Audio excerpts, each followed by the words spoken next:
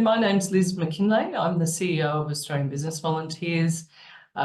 Firstly, I would like to pay my respect to the Aboriginal people of the land that we are on. The ABV office is on Gadigal land of the Eora Nation, and I want to pay my respects to Aboriginal elders past, present and future. Aboriginal and Torres Strait Islander people have cared for our land so beautifully for tens of thousands of years. ABV is committed to the reconciliation journey, and all of the work that we do is about honouring the role First Nations people have in our country, and we remain committed to that pathway and those relationships. Australian Business Volunteers, we've been around for over 40 years. We have had the privilege of working with thousands of skilled business people who donate their time over that 40 years. This last season for ABV, the last 5 or 6 years, has really seen us focus in on what does empowering entrepreneurs look like across Australia and Pacific. And we've been incredibly fortunate to have a number of partnerships and to be able to run a number of programs where we walk alongside really amazing entrepreneurs across the Pacific. We have programs in Papua New Guinea, Nauru, Fiji, and we're starting in Samoa this year.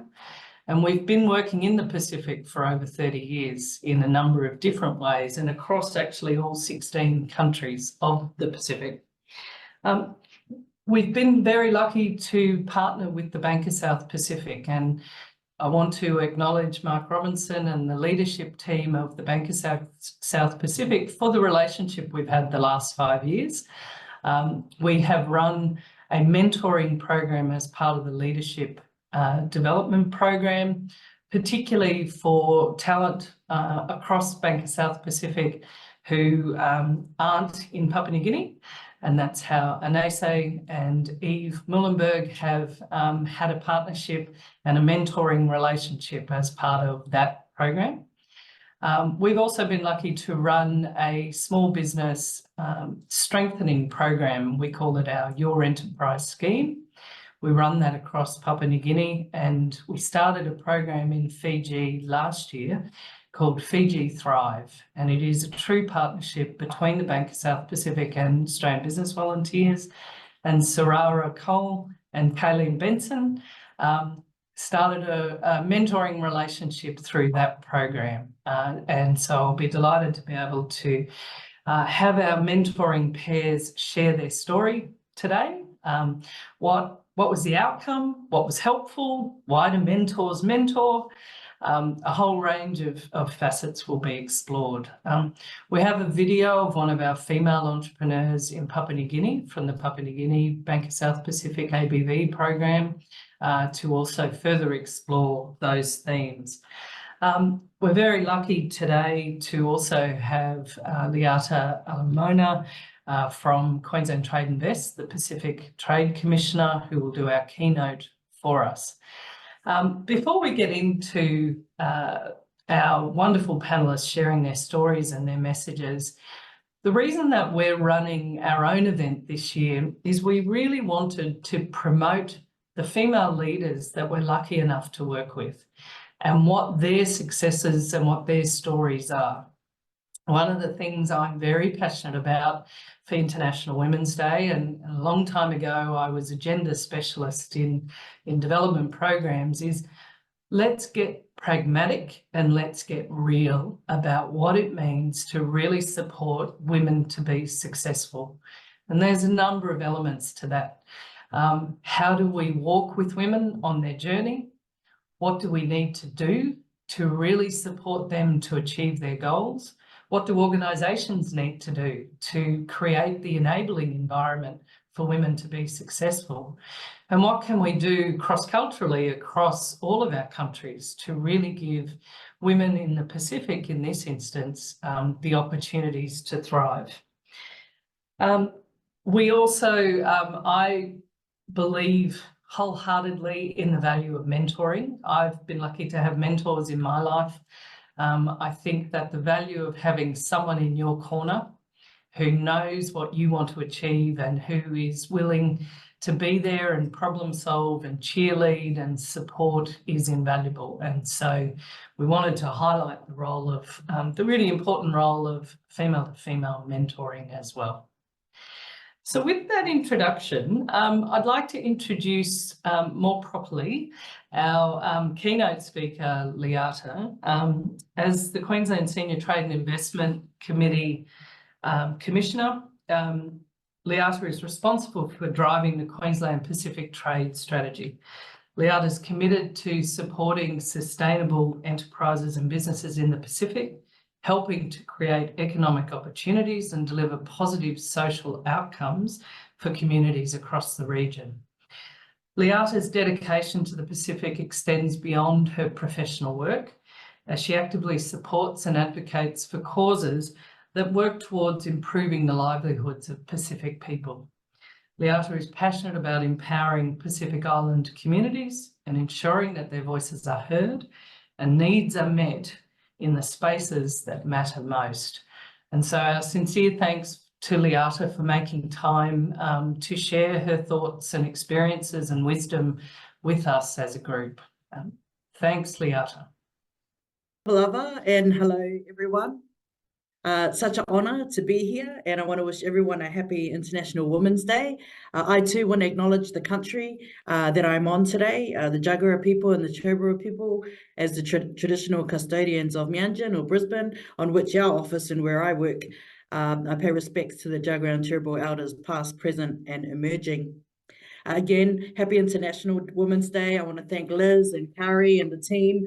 Really excited to be here today. When you get the opportunity to talk about the Pacific and women doing business, that sort of stuff really excites me. So really privileged to be here, not only as the first ever Pacifica Commissioner for the Queensland Government, but also as a former business volunteer myself for the then Australia Youth Ambassador for Development program many years ago. And this year's themes around inspire and inclusion is something that's really close to my heart. There is a Samoan proverb that I want to share that when I think about inspire and inclusion, and that's called, it's said so le fau I le fau, which loosely translated means strength and unity. So when you're talking about inspiring and inclusion, it's really important, and it correlates to that strength and unity and working closely together. So to see all these strong women in the table, around the table, this virtual table, is really exciting for me to have this talanoa with you all and a bit of sharing in that space. And one of the key things I believe in is to know where you came from is to know where you're going. And I just want to share a bit of my background in terms of me. So me, I'm a New Zealand born Samoan, now living in Australia. Some people tend to say, are you confused? No, I tend to think that I can never lose in sport, right? I can back for a few of those teams. So very proud New Zealand born Samoan living in Australia. My parents both hail from Samoa, and like many back in the 60s and 70s, they moved to New Zealand to look for different opportunities for their children's and next generations to come. And when I think about it now, I think my mother was a real entrepreneurial back then, because you're sort of starting out scratch. She made most of our clothes and then went on to start selling bakery goods and things like that. So I was born and raised in Wellington, New Zealand. I moved to Brisbane in 1995. Following the schooling and tertiary education, I began working at Queensland Government, helping drive investment into the state. And I was really blessed to start here as an internship, through an internship. And then left about 11 years later, managing aviation and aerospace for the state. Really blessed along that journey. And when I think about it and I reflect back, there were a lot of aspects, and it really came to light in the farewell when I left Queensland Government back then, was underlying and underpinning some of the most memorable things people were saying was my culture, was the values and the culture that was instilled in me as a young child and growing up as well. And so really the reason why I left was because I got that opportunity to go to Samoa as an Australian Youth Ambassador for Development, to go in as a business volunteer, to work closely with the government of Samoa around aviation policy. And with those of you that are in the Pacific and also work in the Pacific, you know that sometimes these assignments start as something and they end up, you know, being quite varied. And that's fine because the impact just goes across the board. And so what really happened was me becoming more curious about it, wanting to be more part of this change, recognizing all the things that it's like, oh, why doesn't someone do this? And then, you know, when you have that frank discussion with your families, they actually tell you straight up, you should, if you really want to do something, go and get more involved.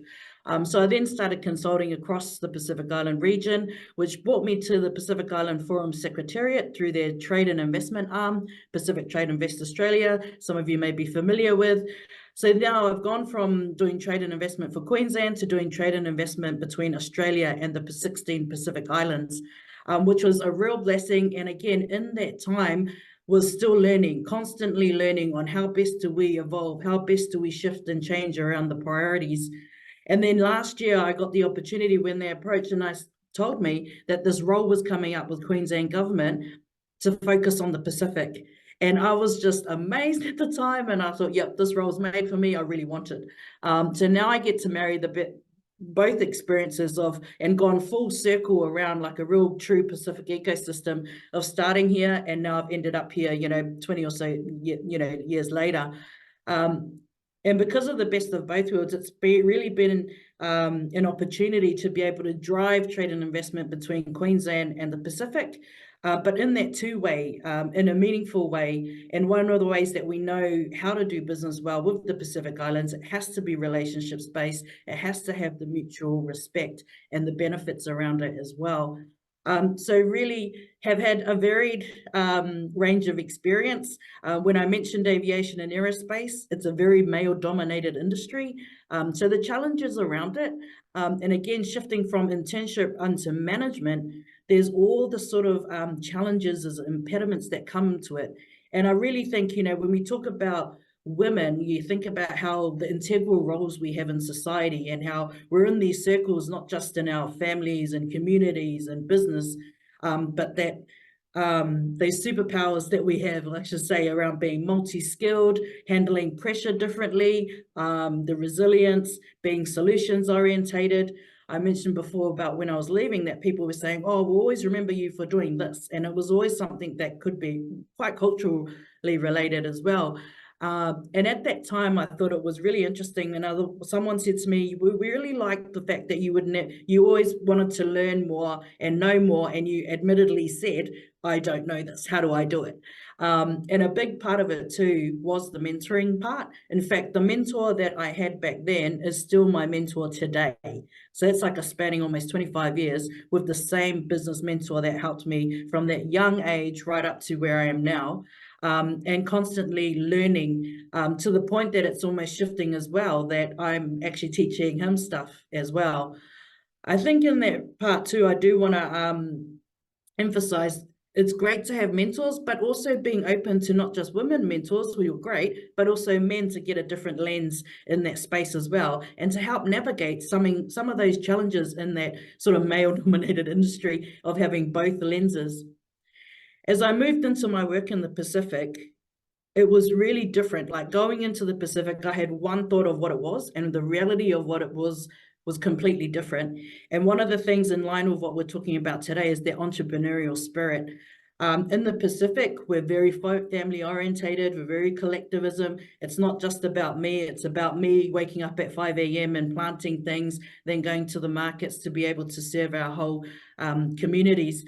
And I like to think about it around that weaving piece, because weaving for Pacific is so important. You know, back then it was a survival technique, but when we look at how businesses and entrepreneurship has grown in the last 10 years, weaving all the things that are important around me, us, our spheres of influence, how do we do business, how do we interweave these things to get positive impacts for not just us, our communities and families and so forth as well. So seeing the shift and change in terms of value-adding products, you know, where you're seeing this opportunity of the Western world shifting into organics. We're seeing ginger from Fiji, we're seeing turmeric from Samoa, coconut oils from right across.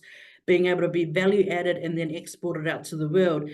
There's those opportunities. And look, the reality is most of the projects that have in the Pacific and between the Pacific and Australia have that social impact. And you're seeing the collaborations and interweaving growing now more than ever. 10, 15 years ago, it wasn't like this, but now you've got people around the table, and it's so important to have both sides in terms of collaborating, sharing, again, interweaving and working closely together for that main goal, so that it's not just and I love it too, and you'll hear more from Saurara and Anaise when they talk about how I love when I hear from them how they're learning and they're now teaching. So when we learn, we teach others. So we're all on this journey and we're all moving forward in that space. So I think with the work that I do now and the opportunities I see in the Pacific, it's something that we want to build in. I'm excited by the work that ABV is doing with BSP, because one of the other important things too,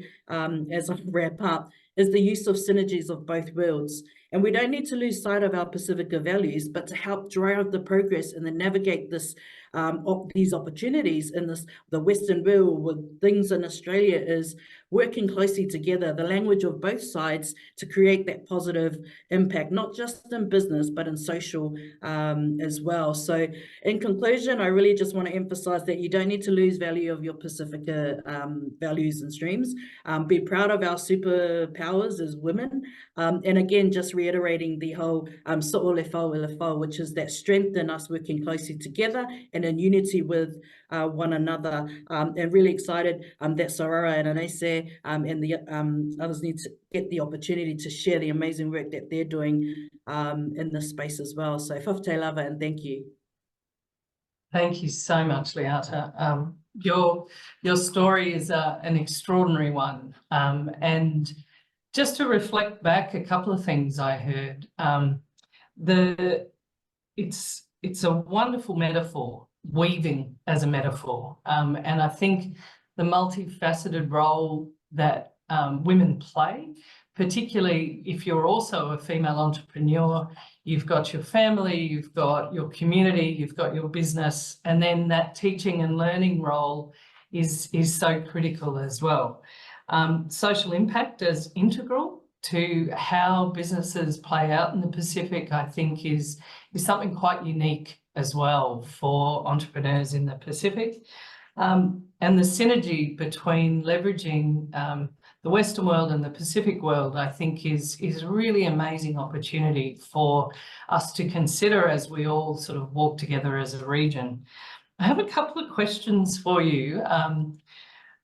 You've mentioned a couple of times your own commitment to being curious and to learning.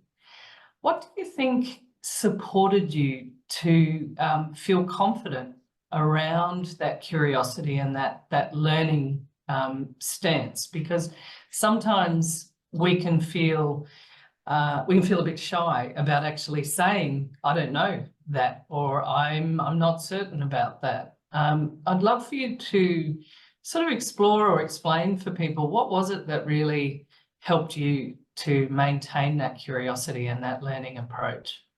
Yeah, thanks for the question. I think really for me, it was about being that curious and seeking it, taking the time though too to say, how am I going to navigate this? Or what do I think? Or what can I do to become more confident about moving and asking these questions? So I actually used to test them on my own family at first and saying, what do you think about this? And then actually getting involved in networks and surrounding myself around the people that had the answers or were experts in that field. And it took a while too for me to actually understand that I too do have something to contribute. So sometimes we look at it, and in that curious part, we're looking at seeking something else. But it's also important to reflect back and go, I'm curious about this, and I'm also good at this. And there's ways that this intercorrelates, because that's usually what it is, because you're curious about it, there's something about it that connects back to the work that you're doing that you can contribute to that as well. And I just think it's important to get involved in those networks and spheres of influence and people. And the Pacific, like, you're all here today because you're interested in the Pacific, or you want to have a conversation around it. So the spheres of influence in the Pacific, it's not 6 degrees of separation, it's 1 or 2. So I really want to encourage to reach out and seek and connect and use those connections, which in the social scene, we normally do. You know, if you go to a family event or a party, you just go start networking. When it comes to the business side, people get shy. So it's when they talk about transferable skills and work, that's also transferable skills and utilizing to get those answers or different ways of doing things. And where entrepreneurial is really hard, is really important and vital to seek that help. Yeah, Or advice. that's a great reflection. I remember as a young professional being in a scenario with me being the only woman in the room with probably another 20 very senior men. And I remember thinking to myself, I actually have a really important question to ask them. And I thought, oh, who am I to ask that? But in being brave enough to ask the question, it brought something different to the table. And, you know, as you say, test yourself before you ask the question in the space, you know, check in with your family and friends. One other question I have, and I think it's a really important learning for us all. You mentioned that working in the Pacific is about being relationship-based. And I'd love you to reflect on, how do you authentically build relationships? Sometimes in business, it can be a little bit transactional. But we know that in the Pacific, it is about connecting into that woven fabric of the community and the people and the families. What would you say are some of the important things for authentically building relationships? Yeah, good question. And one of the things that someone told me really early before I went on my assignment in the Pacific, which has really resonated for me, and I keep saying it when people say, oh, what do I do about this? How do I go into relationships? Is that to seek to understand before trying to be understood. Because when you get into that space, you then go, well, there's reasons why, you know, if you're open to it, then you can have authentic conversations around that with that understanding. I also think it's really important to be yourself and be authentic, true to yourself. You don't have to be anyone else. And then also learning and asking questions. The more you're, you know, it sounds cliche when people are talking about it, but the more you're vulnerable as well, people open up to that in that authentic space and saying you genuinely care.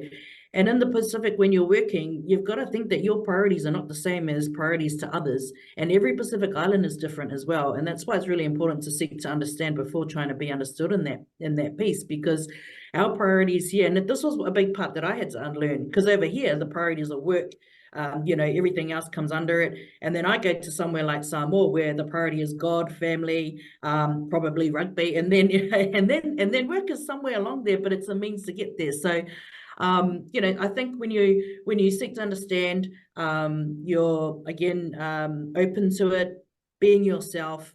I also think it's really key, and a good tip someone told me earlier that I always find is to find the connection. There's something that could connect, whether it be you both have teenage children, or it could be sport as a vehicle. It could be, you know, the use of coconuts that you really get to share, and it helps break down some of those barriers and get some quality and authentic conversations going when you can connect on something that's common between yourselves. Yeah, fantastic. Leata, thank you so much for giving us so much of your time, not only today, but in the preparation for today's event. You are bringing such an amazing energy and wisdom and experience to Queensland Trade Invest and into this whole conversation about what does two-way trade look like between Australia and the Pacific. And we feel really honoured that you were able to do the keynote for us today. So many thanks. And Leata will stay with us for as long as she's able. And again, our thanks. Thank you. Awesome. Great. We now have a video of one of our participants in the Papua New Guinea BSP ABV program that will run for you. This is Jayde Ovia, and we'll let Jayde tell her story.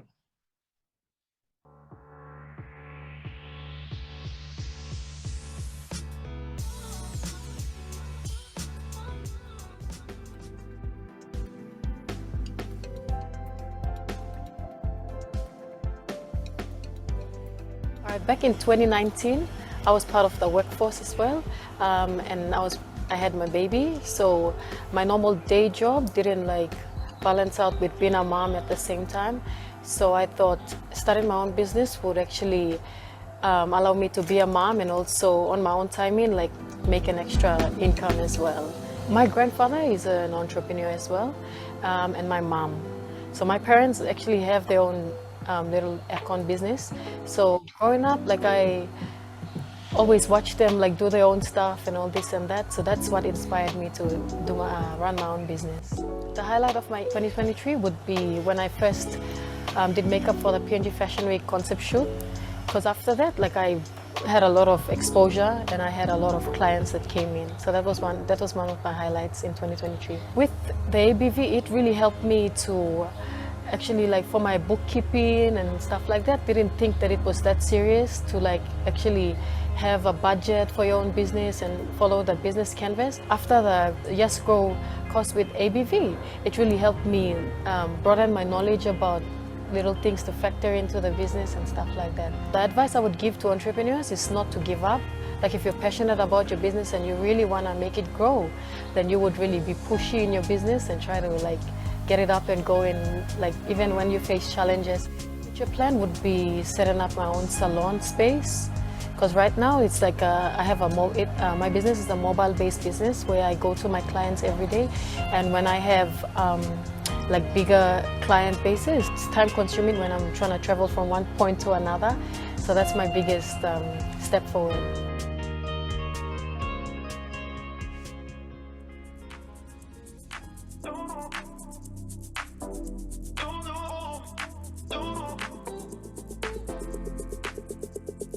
Fantastic. Jayde's got a great story of having a great idea and then growing it. I think two of the points that Jayde made are ones that we often hear when we're running entrepreneur programs. The first is the persistence that's needed to year in, year out, run your business. And full credit to the entrepreneurs that do have that drive and that commitment to keep going. It's not an easy road, we know that, and so it does take that real personal commitment, but also what else can you leverage to actually to help you be persistent, and that's why ABV loves running the programs we run. And the second point that we often come across is running your own business is passion project, right? It's something you're passionate about. Doing the less exciting things like receipts and balance sheets and budgets and cash monitoring and complying with regulatory frameworks, it's not as exciting, but they're the bread and butter and the foundation that allow you to keep growing your passion. And many times the participants in our entrepreneur programs, that's one of the biggest learnings, I guess, that they will often say is, I know how to be a great makeup artist or a great homewares provider, but learning those business skills and being diligent about them is really key to then having a successful business.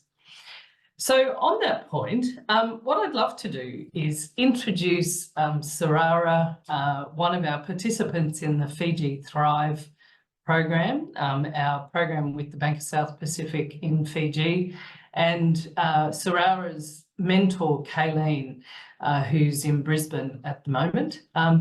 Love to give them an opportunity to talk through how did they meet, what has Saurara's journey been, why does Kayleen mentor, because I think there's quite a lot that they can both share with us about what does it take to run a successful business and what does it mean to be a mentor. So I'll hand over to Saurara and Kayleen to tell us their story. Good afternoon, my fellow women in business, ladies and gentlemen, in this online International Women's Day event. Before I begin, I want to take this time to express my sincere gratitude, firstly to the Lord for his unwavering goodness and faithfulness in my life. Without his strength and courage, I wouldn't have reached this point. Allow me, please, to introduce myself. I'm Saurara Cola, the CEO and founder of Beyond Talent Designs.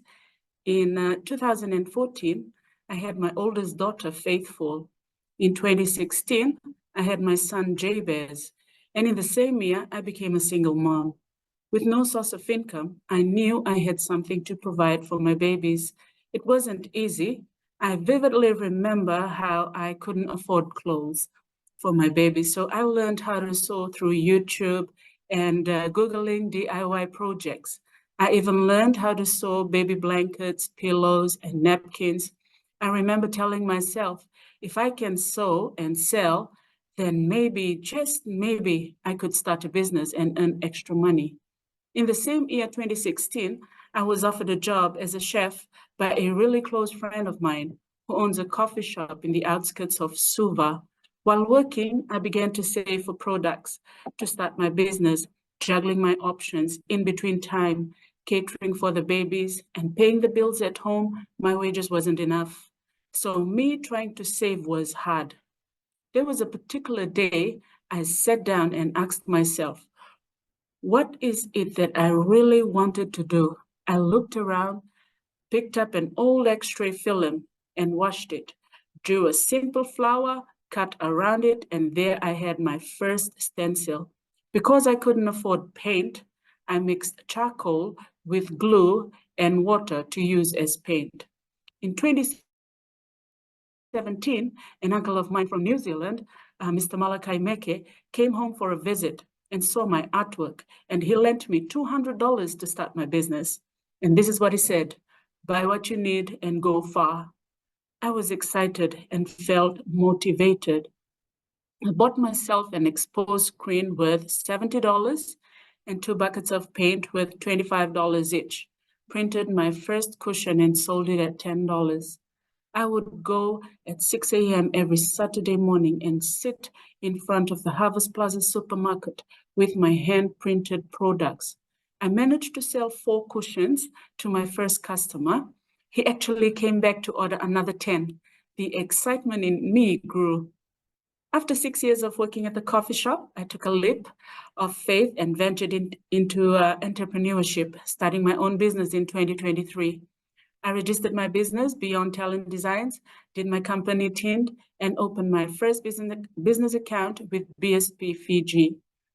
It was through this business account that I received a call from one of the staff at the bank asking if I wanted to be a part of a free small business workshop that was organized by Australian business volunteers. Without a thought, I agreed to join. I clearly remember on the first day, I was at the workshop room before 7 a.m., but training didn't begin till 8:30 a.m. I was excited and nervous at the same time when other workshop participants began to walk in one by one, and all I could hear was, hello, my name is so-and-so, and I own a shop at so-and-so. My business turnover is $100,000 per annum, or my company has 3 shops, and etc. And here I was, a business with no money, no shop, not even a product to show that this is what I do. All I had was the artwork and my idea. I remember that I sat close to the exit door, just in case I embarrassed myself. We were encouraged to confidently introduce ourselves, our title, as well as the name of our business. I really did devalue myself at this stage, but then I knew I had to participate and play along. After a few practices, I did it, and for the first time, I introduced myself as Saurara Cola, the director of Beyond Talent Designs. I felt proud, and I could feel my confidence in me begin to build. On the second day of training, we were given an activity to choose 2 pictures from the table that would explain where our business is now, and the second, where our business will be at in 5 years' time. I first picked up a picture of an aeroplane taking off, and then the second picture was the same aeroplane soaring in the sky. I told the group, this is me now. I'm just getting ready to take off. And this is me in 5 years' time soaring in my business. After the workshop, I challenged myself with the financial target of raising $5,000 in 60 days. And the second time to raise 10,000, and then 30, and then 50,000. It wasn't easy, but I did it. This was the beginning of boldness and courage for me. I made sure to take advantage of any learning skills that was emailed to us. I privately emailed the workshop facilitators, Shane and Kaylin, and would ask them for additional coaching sessions. I would never get no as an answer. I even added them on Facebook so we could keep in touch. I wrote a business proposal seeking funding, sent it to Kaylin, and asked her to review it for me. She did, sent it back, and told me to go see the Deputy Prime Minister and the Minister of Small Business, Mr. Manoa Kamikamida, who we had met at the launch of the BSP and ABV partnership. I told myself that I needed to face my fears and go, which I did. This is one of the many reasons I thank ABV for believing in me, encouraging me to be confident, bold, and to speak up for myself and other women entrepreneurs. I finally had the confidence and the courage to speak to the Deputy Prime Minister of Fiji, Chief Business Advisors, the directors, CEOs, a platform ABV has created for me. And I am grateful to them and their team for instilling this in me. I sit here today and reflect on my business 3 years back, and I'm in awe of how much I've been through and how I've persevered. Today, as the CEO and the founder of Beyond Talent Designs, I have grown my business to not only be a screen printing artist, but also an interior designer of homewares for Airbnbs, private homes here in Fiji. I'm also a wedding designer and a cultural artist who wishes to remind our younger generations of our cultural roots and traditions. I'm also working towards getting my homeware products into the hotels in the tourism sector. As a woman in business who started with nothing, I would like to encourage women in the Pacific who are wanting to start a business. Just look around you and start with whatever you have. If you failed a few times, get up and try something else. If that didn't work, try something else. Don't you ever look down on yourself and think it's the end of the world. Embrace your passion. Be fearless in pursuing your goals. And remember that challenges are stepping stones to success. Surround yourself with supportive network. Seek a business mentor and never underestimate the power of learning. Believe in yourself and may your endeavors be marked by resilience and achievements. I'd like to extend my heartfelt thanks to Liz Mackinlay and the team of Australian business volunteers for this incredible opportunity to share my entrepreneurial journey. Thank you, and Vinaka Vakalevu. I would like to now bring Kaylin into the conversation. Thank you, and happy International Women's Day, Saurara. Thank you. I never get tired of listening to you and hearing your story. I think we'd all agree, one of determination, resilience, and passion. As an ABV volunteer, I've been lucky enough to be with you, Saurara, on your journey. And I'm going to just share some reflections. I remember when I first met you, Saurara, in a pre-workshop that we like to do to just start to understand and listen for the dreams and hopes of all our participants. You were quietly spoken. You had a lovely aura, and your eyes lit up when you talked about your business plans to keep Fiji alive. Being new to business, you were understandably uncertain and more than a bit mystified on how to go about building a business and making money. You certainly grew in confidence during the workshop as you became more comfortable, I think, with business speak, working through the many possibilities you saw for Beyond Talent. And then you picked up your new skills, not only just how to price your product and pay yourself, but the power of networking and funding options other than using your own savings. And I suppose the potential for different markets, new markets. And hearing you today, I really just can't believe it's been 12 months since the workshop. So I suppose I'm reflecting, thinking how nervous you said you were. And can you believe it, that you agreed to an interview with the Fiji Times only 1 week after the workshop? And then how you attended this big networking event at the UK High Commissioner's residence, the night of the launch. And, you know, even more recently, having one-on-one meetings with the Deputy PM or his chief advisors. Thinking back to that workshop and your card, your activity that you picked up, I think your plane has confidently taken off and is starting to soar. So congratulations. Thank you. Can I ask, Saurara, for everyone, what do you recall about that first networking event at the UK's HighCom residence? And would you like to share it with everyone? Oh, yes. It was a Friday night on the 17th of March, 2023 at 5 p.m. at the High Commissioner's residence.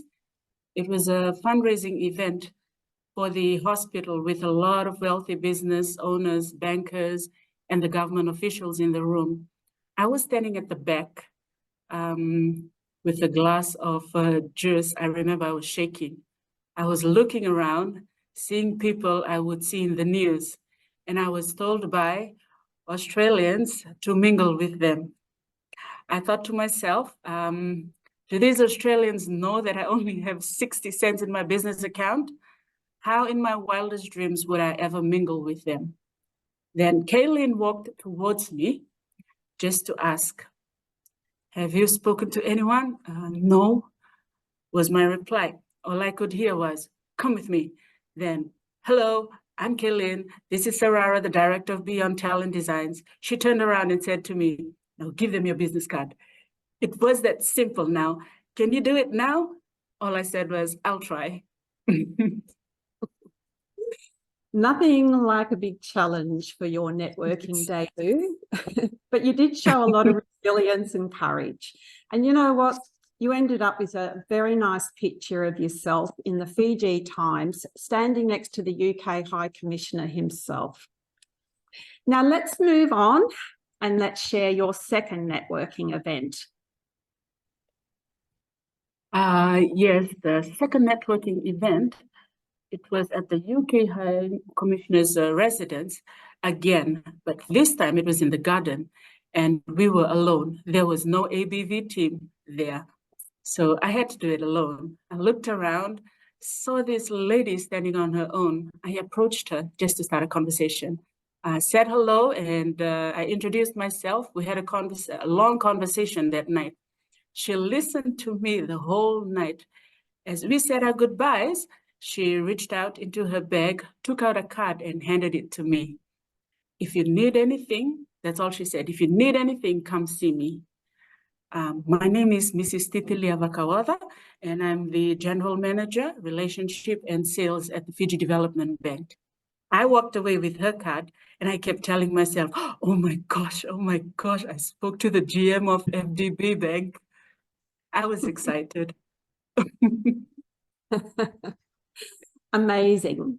Talk about personal growth. And I'm happy to share that good things have actually come from Saurara's boldness and courage to speak with that GM. Time's nearly up, but one final question.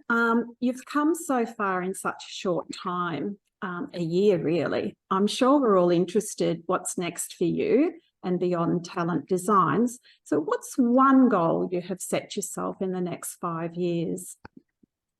My one goal for the next 5 years is to break into the tourism market, supplying hotels with my specially designed soft furnishings that tell the story of our proud Fijian culture.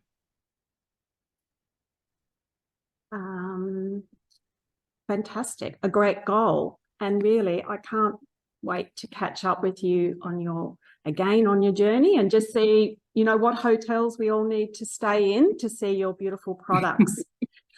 Saurara, I think our time is up. I've loved sharing your story today as we celebrate International Women's Day. There will be a bit more discussion a bit later, so we'll stay on now. So, Banaka Vakalevu, and back to you, Liz. Thanks, Kayleen and Saurara. It's such a beautiful story. And I think that story of sometimes all you need is someone to just encourage you and say, come on, let's just go and do that together. And I was at that event, and I know how nervous everyone was going into the event, but the generosity of the UK High Commissioner in opening up that event to all of the participants and his support for our program, including you know, some small funding at the beginning, was really a wonderful example of how small things can lead to big things. And I think that's one of the things that we want to explore when we talk more broadly as a group towards the end of this session is there are small things that we can all do that can actually have a really profound difference and impact for startup entrepreneurs. And your story of your inventiveness in how to actually kick your business off is, I think, inspiring in many, many ways. So thank you so much for sharing your story. We'll talk a little bit when we're together as a group at the end of this session about why do people like Kayleen mentor and Eve, but I'm loving hearing these stories. So let's move to our next pair. Anaise works for Bank of South Pacific's Tonga branch as the business manager for HR, training and marketing. Anaise was paired with Eve in 2020, and she'll tell her story of moving from perhaps being shy in her role to holding the role she has now. Anaise has a team of 93 staff now and confidently engages with senior leaders, presents at conferences. You know, we're delighted that Anaise can tell her story here today as well. Eve Muhlenberg has extensive experience as a leading leadership consultant and entrepreneur in her own right. And I really am looking forward to Eve and Anaise sharing their journey of the last 3 years as well. Over to you. Thank you, Liz. And it's great to be here. Happy International Women's Day to everyone and to all the women in the Pacific and elsewhere. Anaise and I are really excited to tell our story together. For me as a mentor, it's one that I'm very, very proud of. And I'm going to hand over first to Anaise to introduce herself. Thank you, Eve. Ma'aloelele, everyone. My name is Anaise Pelatu'a. I'm currently working for the Bank of South Pacific Tonga Limited. It's been 7 years now, going on 8 years in June this year. I graduated from the Brigham Young University of Hawaii in 2016 with a Bachelor in Finance, Human Resource, and Organizational Behavior. I started as a graduate trainee and got promoted to the financial accountant role for 7 years. Mid last year, the business offered myself to second to the business manager role, looking after human resource, marketing and training. Early this year, they have extended my secondment for another 6 months until June this year. Well done. It's very, very exciting. We'll tell the story of how you got there. And for everyone listening, I'm Eve Muhlenberg, and I'm an ABV skilled business professional. And on this particular project, I'm a leadership development program mentor. Tell us, Anaise, how did you first get accepted into the leadership development program? Thank you, Eve, again. Initially, I heard about the program, but the country head must approve and nominate a staff from his own country. I didn't have the courage to walk into his room and asked him about the program. At the back of my head, I said quietly, if I can't talk to the country head, then I will be stuck on the same spot. And as I know for sure that I was really into this program, I need to talk to him. I walked into my country head's office without hesitation and approached him. He was surprised that I told him straight that I am really into this program. He then told me to approach our group chief executive officer. It dropped my heart knowing that he is our big boss. It was the right time when the first board meeting to be held in Tonga the following week. I sat and think deeply of what to say and how to approach him. Does he know me as a staff? To keep it short, I approached the group's chief executive officer for the Bank of South Pacific. He then told me to submit all my applications for my country heads to get his approval. I completed all required documents. That shy and underestimated girl got approved to be in the Leadership Management Development Program for the Bank of South Pacific for 3 years. It's just wonderful that you had the courage. As Saurara said earlier, those challenges are just stepping stones to the success, and one step at a time. You really demonstrated courage and ambition to even ask for development as a first step. What sort of a person were you? And that's when I became involved as the mentor. So what sort of a person were you when we first met? I was shy, hardly talk, focused on my own key deliverables to complete, rarely speak up in any occasion or meetings, sit quietly at my own little corner at work and work hard quietly completing my daily tasks. I wasn't confident enough to present or public speaking. Deep down, I didn't know how will I get out from being shy. I wanted to approach, but I didn't know how. I wanted to speak up, but I didn't know when's the right time for me to talk.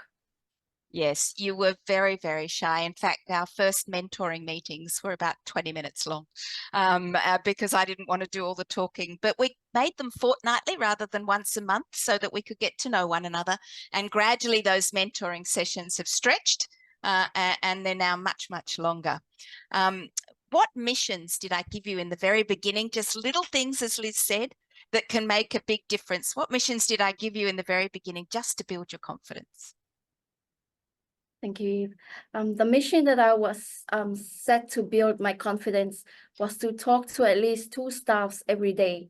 I didn't know what to ask to staffs at first.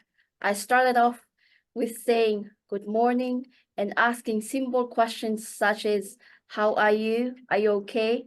As days went by, I talked to 5 staffs and more than 5. I feel like that few staffs wanted someone to talk to them. I remembered my first day doing this mission was just a minute of conversation, but as days went, it took me 3 to 10 minutes, talking nonstop every morning before work started. I've noticed that there are staffs that they waited for someone to start up a conversation. Few staffs thought that it was my nature of being quiet. I built my confidence at a high level, whereas I talk to almost half of the staffs every day. The connection and relationship between myself and staffs are strong and they trust me. Few staffs ask if they can talk to me in regards of any concerns about work. They are open-minded and it's easy for them to approach myself. I am more like their go-to person. I realize my capabilities and the confidence I have within myself. Every Tuesday of every week, I talk and present to all staffs regarding human resource matters. Every day, I talk to them as well through emails and landline phones. The confidence I have now are beyond of what I expected. Sometimes I can't stop talking. I kept on talking and trying to convey my message so every staff will understand. There are times where I got asked to present just on that morning without advising ample time to prepare. I had the courage and confidence to present and lead the team. The confidence I have now is incomparable to who I was before. And I'm sure everyone can hear it. That's a very confident Anaise who's presenting her story now. Very different from 3 years ago. Absolutely fantastic. So proud of you for taking those missions on and willingly pushing yourself every day to go and say good morning to people. And at each mentoring session, I'd ask you who you'd met, what you'd learned. And I know that you had a little sticky note, which was marking like gateposts, how many people you'd met. And the numbers were just crazy in terms of how many people. You were even on stage dancing, I think, at one of your social company events. That takes a lot of confidence too. Once you're comfortable socializing, we started working on your confidence in business meetings. So what else did you try? Thank you, Eve. The next mission was sharing my thoughts and ideas during meetings to build up my confidence. When I sat in meetings, I had thoughts and ideas to contribute, but I didn't know when was the right time for me to speak up. I underestimated myself that I am the youngest in the room. I am grateful that I have Eve as my mentor to encourage, motivate, and push myself to get out from my comfort zone. I never look back at underestimate, shy, discourage, and fear. I need myself to be a great and successful leader. In order to accomplish those, I shared my ideas and I knew the right time to speak and contributed my ideas. I am currently adapting and using those skills and contributed. And I am glad to say that I have the confidence and courage to talk, discuss, share my thoughts, and be the voice of staffs. Yeah, it's fantastic. And in the very beginning, we used to prep what questions you would ask for those meetings. And now you're just flying. You're like Saurara's plane. You're flying as you go. It really demonstrates your progress. How did all this help your confidence? How different do you feel now from 3 years ago? Thank you. It builds up my leadership skills, especially public speaking and presenting myself to staffs. I felt that I was living in a dark room with no air, but now I am proud to say that I am in the light and see the goodness of myself being a leader and a role model at the workplace, home, community, and even the Kingdom of Tonga. And you've got a beautiful, out of your window, you've got a beautiful image, which is the palace, I think, the Kingdom of Tonga. So wild ambitions for you. We also worked on your leadership skills because it's a leadership development program. And as a mentor, you set career goals. When we first met, you were working on your own, but this leadership program, you needed to step up and be a leader on a number of projects. Tell us about one. Yes, that's right. One of the projects I did was data cleansing. I'm talking about updating our customers' information such as phone numbers and addresses. I seek assistance from the other team managers if they can have a representative from each of their team, especially retail. The group was formed up into 11 teams with 11 lists which have tens of thousands of customers lists to update and clean up. I had the courage to talk and lead this team with words of encouragement that we are all leaders. Alone, we can do so little. Together, we can do so much. If you want something said, ask a man. If you want something done, ask a woman. Very controversial, but it is International Women's Day. You really are a leader now, Anaise, and well respected in Bank South Pacific. What was your career goal when we first started chatting? Thank you, Eve. My first career goal was to be the HR manager for Tonga. And you wanted to work in HR, but Tonga didn't even really have anyone in that role. Tell everyone what you do now. As I explained earlier, I got the chance to second to the business manager role, which looks after human resource, marketing, and training. The business offered a 6-month secondment, and earlier this year in January, they've extended for another 6 months. Fantastic. Congratulations. And it really shows that you are driven to achieve your dreams. And as a mentor, it's always really exciting to have a mentee that's driven and is keen to take these things on. Now, back to your leadership skills. You told me a lovely story about what happened the other day. And it's a little bit reflects on what Leata said, that we learn and now you teach. Tell us that story or share it with everyone. It's gorgeous. Thank you, Eve. Working at the Bank of South Pacific, we have a core value for each month. Last month was professionalism. We had a training which elaborate more on this value. Our training officer asked us to close our eyes and think of a role model which live according to this value, which is professionalism. After 2 minutes, the training officer asked one of the staffs, who is her role model? To my surprise, and I was shocked that she mentioned myself.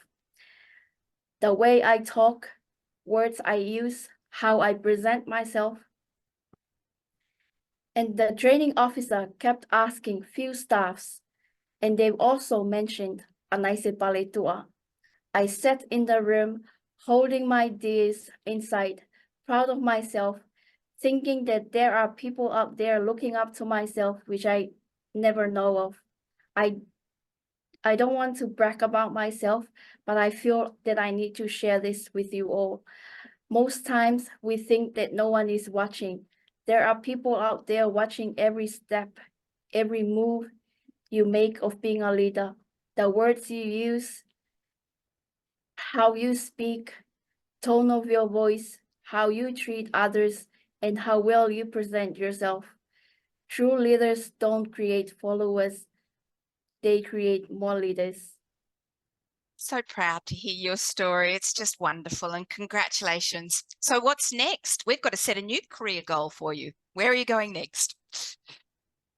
Thank you, Eve. My next career goal is to be the General Manager Human Resource for the whole of the Bank of South Pacific. You go, Anaise, go. Wonderful to have that as the next career goal.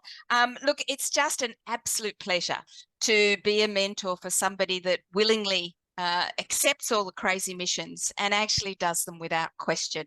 And that's just a wonderful thing. And it's just such a pleasure to have been on fortnightly mentoring sessions with you, Anaise, and to share your journey. I think that's us. We've travelled on it on the last 4 years, I'm very proud to have played a role in leadership of women in the Pacific. I think I'm back to you, Liz. Yeah, thank you both. Anaise, your story is just so powerful, and Eve, the wonderfully encouraging but also really structured way that you supported Anaise. I think we can see the incredible outcome. You know, being able to not only advocate for your own career, but to be seen as a leader and someone that others in the bank are admiring is an amazing journey over the last 3 years. So thank you so much for sharing that very powerful and very pragmatic approach to how do you build someone's confidence as a leader and their abilities and their wisdom as a leader. And you are an amazing speaker of your own story, and I say just beautiful. Thank you. We've got time now for some general discussion about some of the themes that our mentees and our mentors and Leata have shared with us. And so we're going to have that discussion now.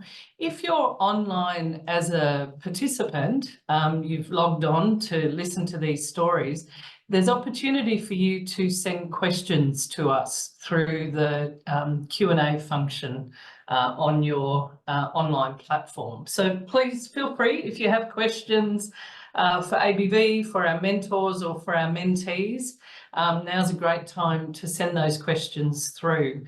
And I'll open up for a broader discussion between the 5 of us. Let me ask Kayleen and Eve, why do you mentor? We're all busy.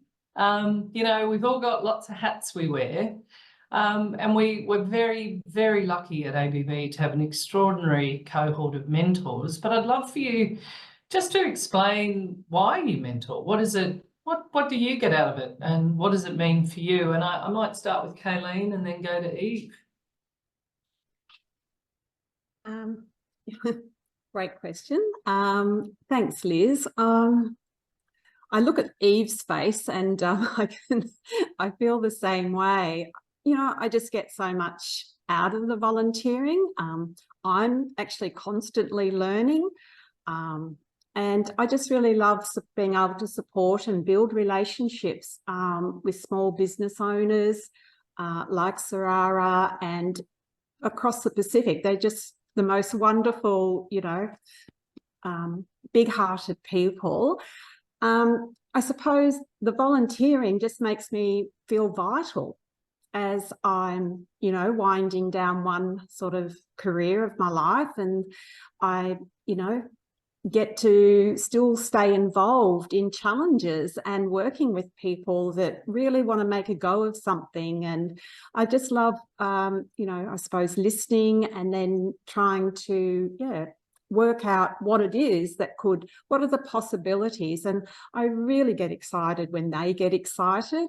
I love as well, Liz, I don't know, just being connected to people just far beyond my own life. And I've said this a few times, but my heart absolutely sings when I hear from the business owners, when they tell me that they're hitting their targets, when they're really engaged and they really want to, you know, take up what they've learned. And, you know, only last week I got a message that someone had their business had 5,000 views on Google Maps. You know, the kava buyers, kava growers, honey, ginger, they're finding new markets. They're streamlining logistics for their egg production, you know, and someone got awarded the best new business in Fiji. And even Saurara surprised me last week that she had ordered half a container full of pillow inserts from China. So it's really heart stuff. So that's why I do it. I just find it truly rewarding. Oh, fantastic, Kayleen. Thank you. Thank you for that. Eve, why do you need for? Look, I agree. It's extremely rewarding. And I don't know, it's I've been a volunteer all my life. My mum was a volunteer, and it's kind of part of who I am. But you don't just do it because it's part of who you are. I do it because I get twice as much back. You know, I'm learning. I've been to had mentoring in 2 Pacific countries and another project in another. So I'm learning a lot about the Pacific in there, but I'm learning a lot about people and what their challenges are and their struggles, and they give it back in spades. You know, what a pleasure to sit here and be able to tell a story of Anaise or my previous mentor, Joyce, and how they've grown and developed. And that just gives you real heart, pulls at your heartstrings, and it just makes you proud. You know, it's a real plus. Oh, thank you both. And thank you both for your commitment to being mentors. Saurara, when you think about your journey and where you started day one of training with Kayleen and Shane, and where you are now, you had some pretty powerful messages for female entrepreneurs. Are there 1 or 2 things that you'd like, if there are people that are thinking about how to support Pacific women running businesses, and there are quite a few people on this webinar today, what are some of the things that you think we should really make sure we do to properly support female entrepreneurs on their journey? I feel that just be who you are and have the confidence to network, because there are funds available for them. Yeah, I think that's been and all they need to do is to find a resource and network.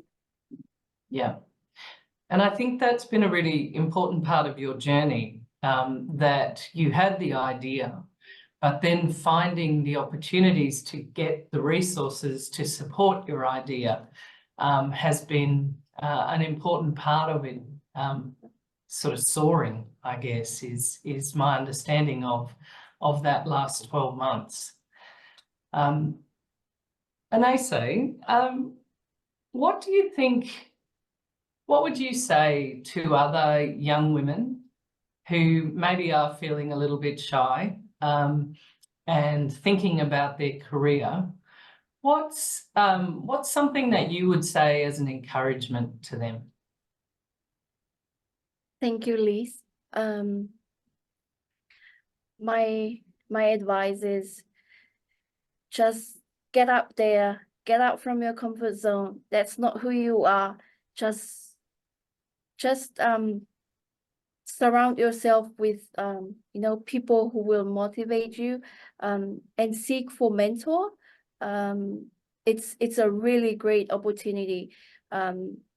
If I didn't have a mentor, I'll stuck on the same space, same place, same spot. Just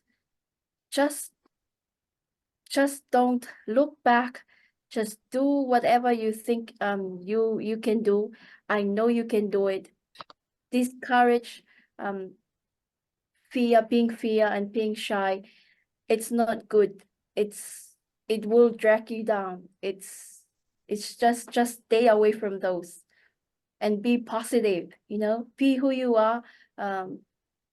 I thought that being talkative is not good, but trust me, talking and talking and talking, it will build up your confidence. That's fantastic. And Anaise, that is something that, for many young women, it can feel daunting to find your voice. And I think the way that Eve supported you in making it very individual and then building on that. And Kayleen did a similar thing with Saurara at that very first networking event. Sometimes you just need to go and have that first chat, make that first step. And our experience here at ABV is that most of the time people want to help.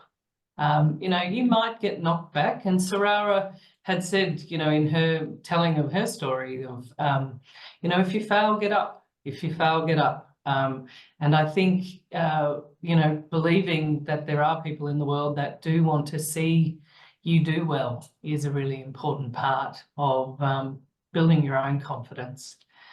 We've had a question from one of the participants. The mentorship program seems like it's truly life-changing for those who have participated. How accessible is the mentorship program to those who are struggling? And I'm not certain of the context of the question, but let me describe how our program works. The two different programs that ABV runs, the mentorship program that Anaise was on is a leadership and talent development program that the Bank of South Pacific runs. And it is an inclusive program, so each of the country heads are very much looking at how to give lots of opportunity for people to achieve promotion and to gain some of those leadership skills.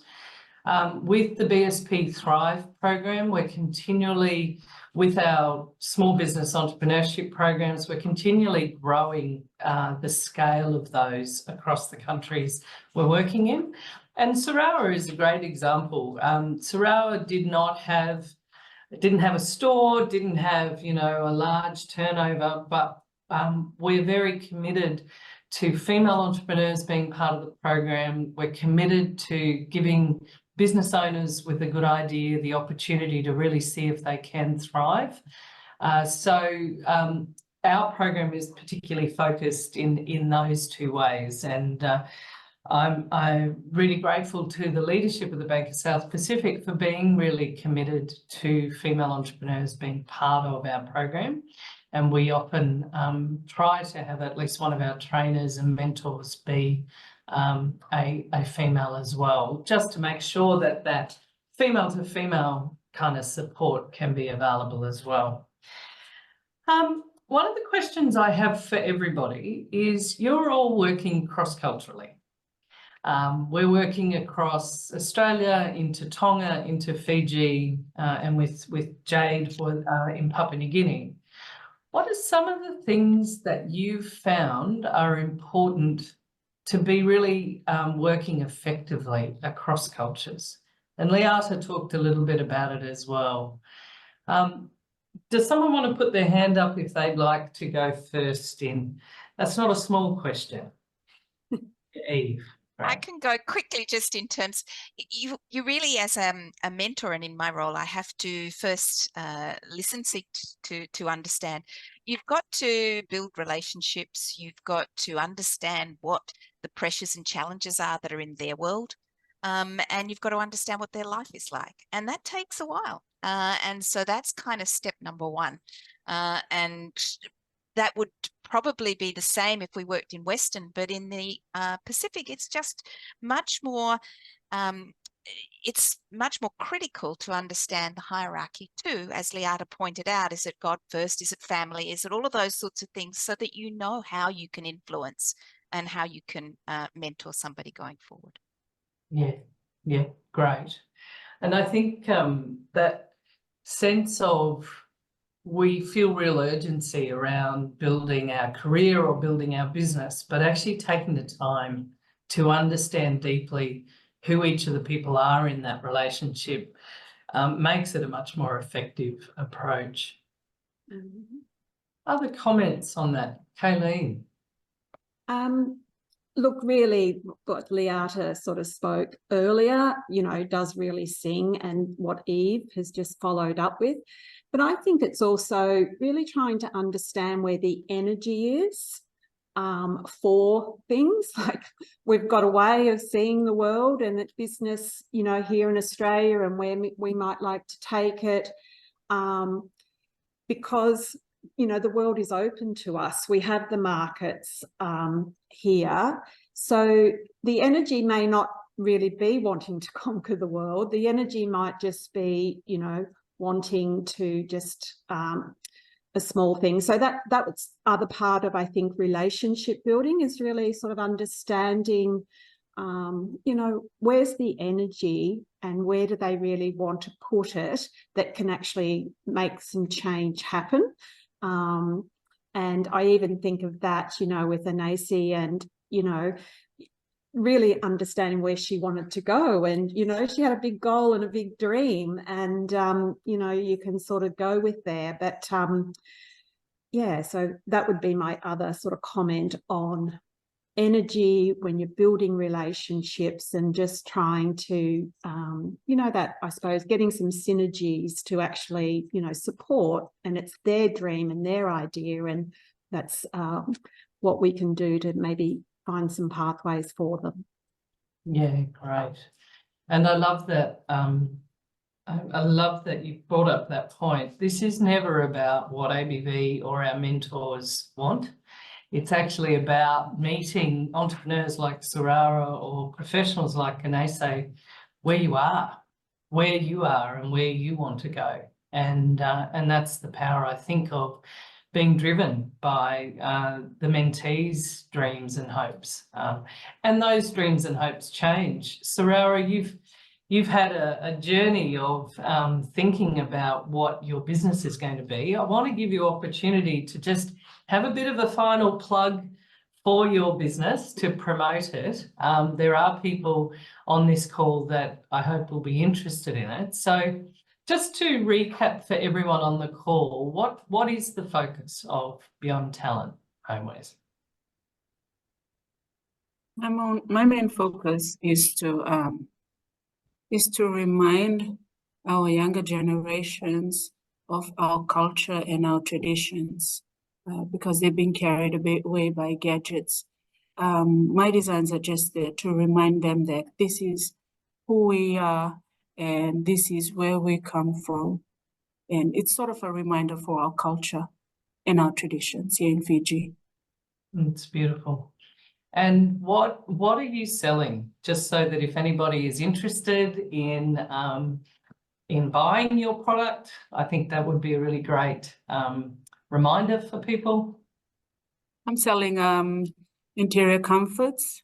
That's from beddings to curtains to soft furnishings. And I'm working towards getting my rugs as well. So yes. Fantastic. So Saurara has shared with us that she's hopeful that the Fiji accommodation sector, whether it's the hotels or Airbnb, would be interested in what is a beautiful homegrown product, but also you've all heard her story today. So, and this is one of the things we're committed to as ABV with the Bank of South Pacific is we authentically want businesses to grow. And we want the professionals within the bank also to feel that opportunity. Any final comments from anyone on the panel? Anything you'd like to share as a final message for the people on our call? I do have another question that I'll answer, but any final comments from Kayleen or Eve or Saurara or Anaise? It's been a wonderful experience. It always is, mentoring someone else, and equally on the side that we're suggesting that women leaders step up, women should also step up and support other women, because all too often women in leadership or women in business do not have a sponsor, and I think it's our role to do that. And so I'll put the flag out that we should actually step up and support each other. Yeah, fantastic, Eve. Thank you. Liz, I've been thinking about this ever since Saurara spoke about, that second networking, and that she found a woman that, just so happened to be a general manager. But it's also on our, if there's a lot of men, that imagine if there wasn't that woman, that had made it to a general manager position, who would Saurara have networked with? So it is, as Eve said, I do think we need to look out for people and other women and introduce and, to make us all comfortable in those business spaces. So yeah, I just sort of think, men as well as women, we need to look out for these young entrepreneurs and make space for them, a comfortable space that they can, be. Absolutely. And I think we saw a great example, Dr. Brian Jones, the British High Commissioner to Fiji, who, is a sponsor of the program, but then saw this opportunity to just open up a different event at his residence for all of the participants in our program. And many of the participants took that opportunity because he was gracious and created a safe space for people to feel present there. We have got a question on how we match mentors and mentees and the processes we use for that. It's quite a rigorous process. We go through expression of interest from our registered volunteers. We provide the CVs of a small pool to the mentees so that they can have a look and make a decision about who they think might be a good fit. And then there's a process of actually having the meeting. And if it isn't a good fit, then the mentee is well encouraged actually to say that and go through a process of actually finding someone that they feel will help them on their journey. So if anybody does have any sort of process questions like that, or questions about ABV's programs or about volunteering with ABV, please don't hesitate to contact us through the ABV website. So that will be up at the end of this session. What an amazing hour and a half on at the end of International Women's Day. I feel quite blown away by the stories of Saurara and Anaise, of all of our female entrepreneurs and the professionals in our leadership program. It is a privilege for ABV to be able to provide these programs, to work with such amazing mentors as Kayleen and Eve and the many other mentors we have. We are committed as ABV to strengthening communities through business, and we do that in a number of ways. We do it through our small business strengthening programs, such as the one Saurara was on. We do it through the leadership mentoring program that Anaise has been part of. We do it through a number of our other programs. And And it is a privilege as a CEO to be able to be part of an organisation that authentically says we really do want to support the journey of these inspiring professionals and entrepreneurs in the Pacific. So I hope that today was an inspiring set of stories for you, and that you have a wonderful rest of International Women's Day. And my thanks to those on our panel and for sharing your story. And so happy International Women's Day, everyone.